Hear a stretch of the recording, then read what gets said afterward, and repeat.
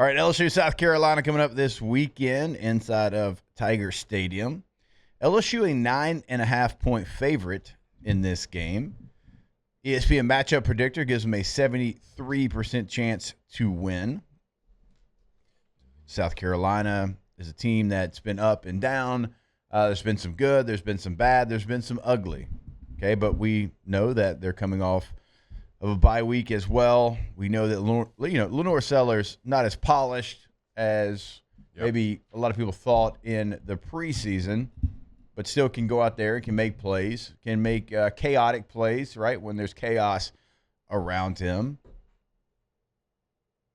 But more than any of that, I think we're all looking forward to seeing what LSU do during the bye week. What did they get done during the bye week?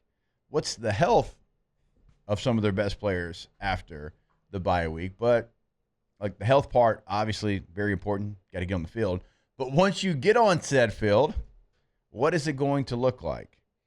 I think there is pressure, which there should be, on the LSU run game. There has to be things that, hey, we hadn't seen that, or we hadn't seen enough of that, or whatever the case might be. And you're not a team, I think we all know this, is going to be able to line up and do the things that you've done to this point and be effective. Now, also, like, calling the runs and when you call the runs and how many runs you call, like, that's a part of it as well. You had some success late in the game with Harlan Berry running it against Ole Miss. But for me, more than anything that's going to be taking place this weekend, more than who's on the field, more than anything on the defense, I want to see what you did to improve the run game with the extra time. If you are a former high school football player, maybe a former high school coach, a current coach, if you were just a lover of old school zone running plays, can I tell you, this is the game for you. Because I thought LSU ran the most standard inside zone a lot until I watched the last 3 games of South Carolina. And my God, there might be a combination of 60 running plays this week in LSU versus South Carolina, and I think 58 of them might be inside zone. Because they ran it every single run play. Now, and it wasn't even just zone read with LaNorris Sellers. Now, they run zone read a little bit here and there. But, my God, it's a lot of inside zone. I don't know if I saw them. They pulled a center and a guard one time on one of the plays. But everything they do looks a lot like LSU, which is inside zone. Now, they have less RPO on top of it. I don't know if I saw any RPO, really.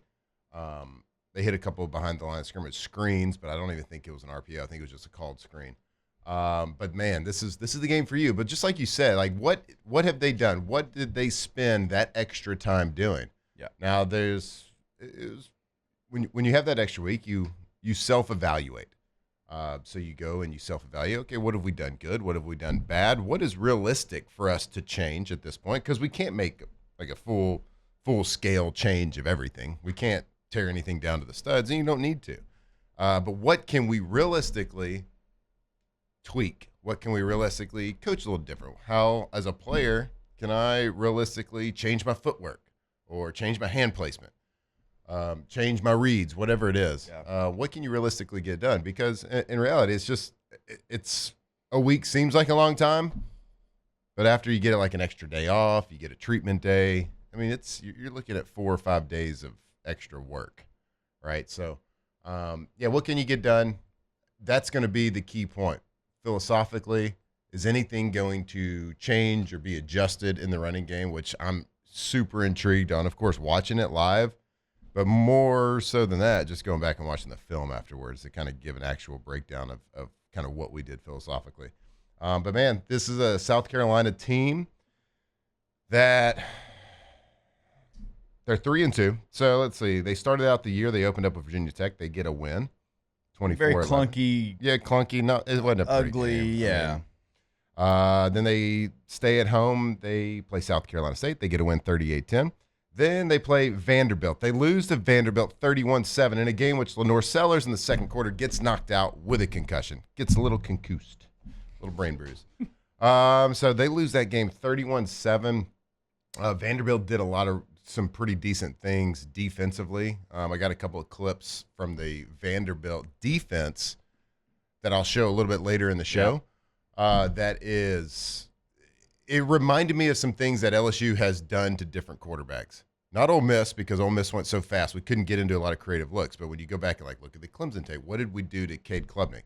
So I look at that defensive philosophy that Blake Baker brought to that game as kind of a blueprint to what we will see this weekend, just because of similar play styles from those quarterbacks, and similar types of offenses, right?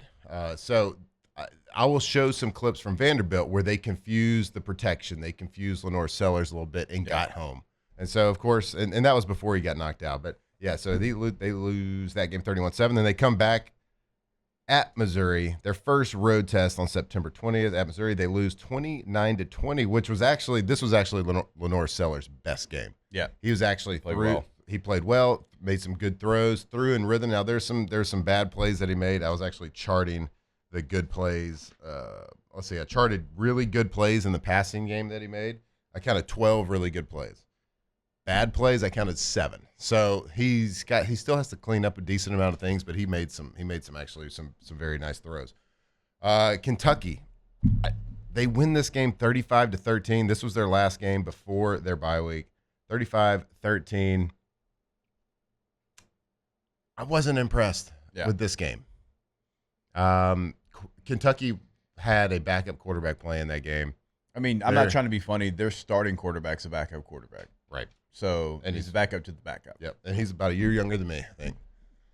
Maybe 2. Yeah, maybe 2. So I got some clips of that game as well. I didn't think he played that great in this game. I'm talking about LaNorris Sellers here. Right. His footwork was off. He was real. He had happy feet. Nothing was none of his reads and his routes timed up with his footwork. So what happens why does that happen? So normally in a 3-step drop, you're all right, let's just take I'm 3 steps and I hit my back foot. I got my first read. I'm gonna throw that in rhythm. If he's not open, I take a hitch and I'm out to my first read. And if I have to go to a second or third hitch, I'm at my second read, third read. He was just pitter patter, nothing timed up with his footwork. Right. And so that's when I look at a quarterback. I'm all right, you're not either comfortable with the game plan, you're not comfortable with the looks you're seeing, or you're hoping to see an open guy and really looking for a lane to run. Yeah, that's really what else. So I was not really impressed with his gameplay. Now he made the plays. He is big boy strong. Yeah, if you get your mitts on him, you better get him down. Yeah, because he's gonna fight, and he makes plays like that. He can turn a bad quarterback play into a positive offensive play because he's just so darn strong. Yeah. So when you get your mitts on him, you better get him down, and you can get him down, but he'll make some plays, and he'll do it Saturday. You're just gonna he's gonna have plays. Yeah, you're just gonna shake your head and be like, yeah, well, he got us on that one. Yeah. But South Carolina as a whole, I get why we were 9.5 points. When I first saw that line after LSU versus Ole Miss game and all that, we didn't think Ole Miss's defense was very good. Their run defense wasn't very good, but they stopped us. I saw that 9.5 points, and I was like, that's kind of big, right? Yeah. But now after watching the film, I get it. I see it. I don't think from top to bottom, I don't think they have the playmakers. I don't think they have the route runners to benefit a quarterback, LaNorris Sellers. They don't have on the back end. They play aggressively on the defensive side of the ball. They like to play aggressive. I don't think they got the talent everywhere. Now they got some good players. Their defensive line, they can go get it. They play with high energy. Offensively, I just don't think they got enough pieces. And after I saw that game against Vanderbilt, how they got confused by a lot of non-standard looks that I know that Blake Baker's got in his back pocket, I feel pretty decent about this one. Yeah, it's a great point there at the very end about the weapons. They don't have those right now, and LaNorris Sellers can make a lot of ooh and ah plays, but with the lack of help that he gets from some of the weapons around him, the inconsistencies start to show up because he probably feels like he needs to press. Yeah. You know, he probably feels like he's having to do everything because at times it does look like that. Well, you got some like receivers running routes for South Carolina, and I'm like, I don't know what that route really is supposed to be. Hard to define. And like they get to the top of the route and they just kind of like turn around. They don't get their head around. They backpedal. They drift into routes. They drift into other route runners' lanes. Like it just looks a little sloppy. Right. And the reads aren't real clean always for LaNorris.